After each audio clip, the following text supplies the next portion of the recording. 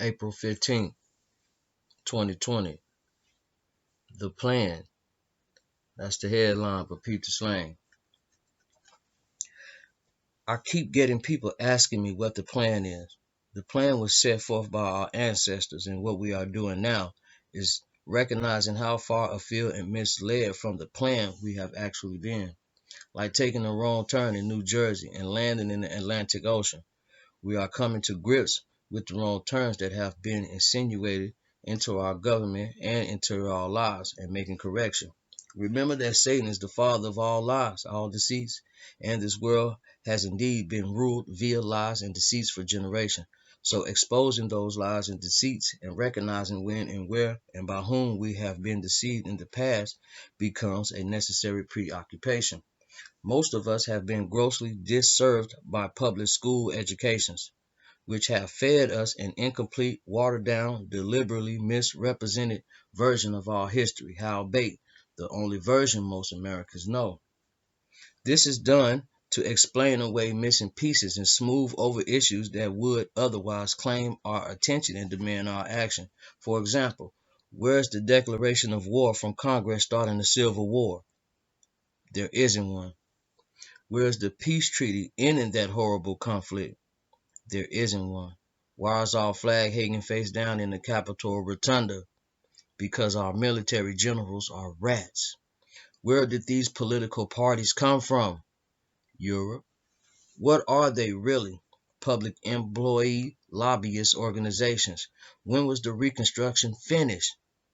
It wasn't finished. It was barely begun with. It was sidetracked in breach of trust. Why was the state of Florida changed to the state of Florida? Are executive orders constitutional, and so on and on? That one just came over my desk this morning. Are executive orders constitutional? They aren't. They aren't, and they aren't meant to be. Why not? Because executive orders exist outside the realm of the Constitution. Executive orders are directives given within the private purview of the governmental service corporations. They are in-house administrative orders given by the president to the employees of the corporations, and that means both municipal and territorial corporations since 1937. Executive orders have nothing whatsoever to do with you as an American. They are entirely about directing the actions of federal government employees. So unless you happen to be a federal government employee or dependent, you can stick such orders where the sun don't shine. This is how and why it is possible for the federal government to declare a national emergency related to their corporations and employees that isn't recognized by our actual American government at all. Case in point, they've been shut down for weeks and have declared war on the common cold, while we've plodded along and exposed the criminal meddling and self-interest and destruction caused by bad actors like Bill Gates and Anthony Fauci and the Council of Foreign Relations, and otherwise continued our business as usual. The United States of America, unincorporated, hasn't declared any national emergency, despite the inconveniences and monetary losses caused by our federal employees and their boiling cesspools in Washington, D.C. Our government and our people are not under any presumption of any state of emergency, and we don't recognize any war powers ever being granted to our federal employees or any federal franchise state of state employees either, when they are acting in relation to us or standing on our shores. Quite the contrary. Their clear instructions with regard to us is to provide our mutual defense as long as they are on our payroll, including pay for exercising our delegated powers. That instruction stands.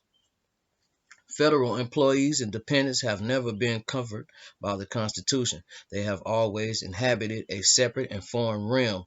That is what necessitated the entire civil rights struggle. They were trying to get recognition of civil rights equal to the rights everyone else enjoyed. Unfortunately, their acceptance of merely civil rights instead of natural and unalienable rights led to a circumstance where, for them, the equal guarantees of the Constitution can be suspended and their equal civil rights taken away, just as they were granted by the members of the Congress. So the plan already existed long ago, and what we are doing is retracing our steps and correcting the wrong turns to get our government fully back on track. Ours is a plan to get back to the plan. It is in those terms that I can answer the question. What's the plan? Here it is. We go back to New Jersey where we took that wrong turn, and we already did all that historical research to form an ironclad knowledge of what went wrong, where, under whose watch, etc., etc., etc. That part is complete to the extent necessary. We are still filing in bits and pieces, but we've got what we need. Here's the rest. Everyone now has a simple means to declare their birthright political status as an American. Everyone records that choice with their respective state assembly.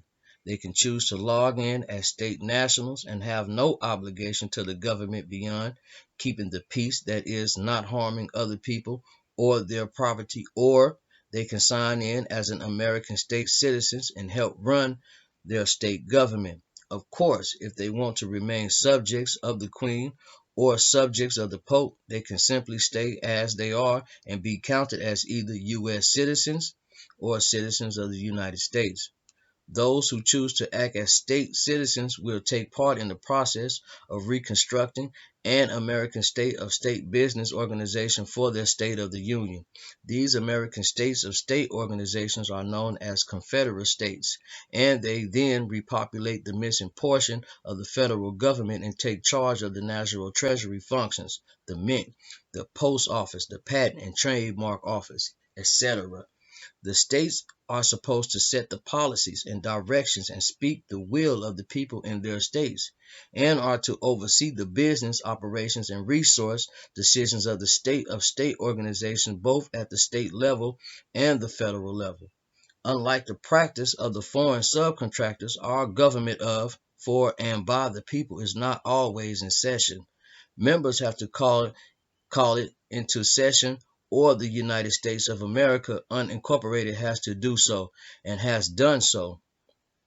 Our hired help has attempted to take over our government by depopulating it.